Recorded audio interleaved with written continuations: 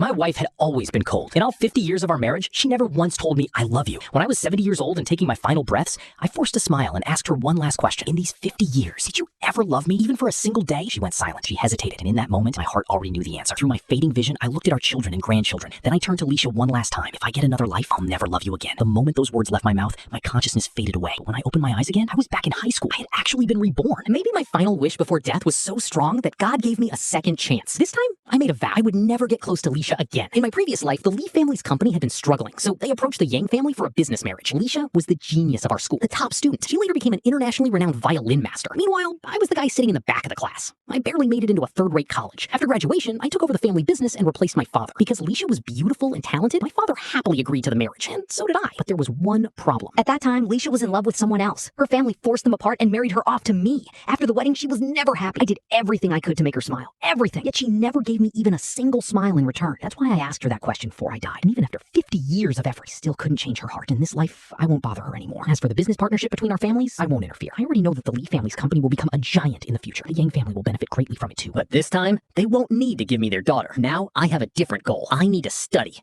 I need to erase the regrets of my previous life. And with the knowledge of the next 50 years, I'll fulfill my father's dream. I'll take our company to the international stage. So in the months before the college entrance exam, I studied like a madman. My classmates were completely shocked. Yang Jiantu quit basketball? He doesn't even go to the game arcade anymore. Did a ghost possess him or something? I casually replied, I came back from 50 years in the future. I couldn't get into a top university in my last life, so I'm fixing that regret. Naturally, everyone thought I was insane. To them, a back row student dreaming of a top university was a joke. About half a month later, my father called. Come home early today. We have guests tonight. And buy a gift for a girl on your way back. I understood immediately. Leisha was coming. In my previous life, I bought her expensive, thoughtful gifts. Dolls, handmade crafts, anything I thought she'd like. She only glanced at them and coldly said, childish. Just imagining a life with you feels difficult. This time, I bought plenty of gifts too, but they were even more childish. Remote control cars, Barbie princess dolls, little kids' toys. The moment I got home, I tossed the bags into the living room. One of the remote control cars even lost a wheel. But then I looked at Leisha and said, oh, Dad told me to get you a gift. I was in a hurry, so I picked these up from a roadside stall. My father looked at the pile of toys made for 3-year-olds lying on the floor. He instantly exploded with rage. Grabbing a spatula, he charged at me. But I wasn't scared at all. After all, in my previous life, I was a 70-year-old man. And right now, my father wasn't even 40. Technically, I felt older than him. So I simply stretched out on the couch and relaxed.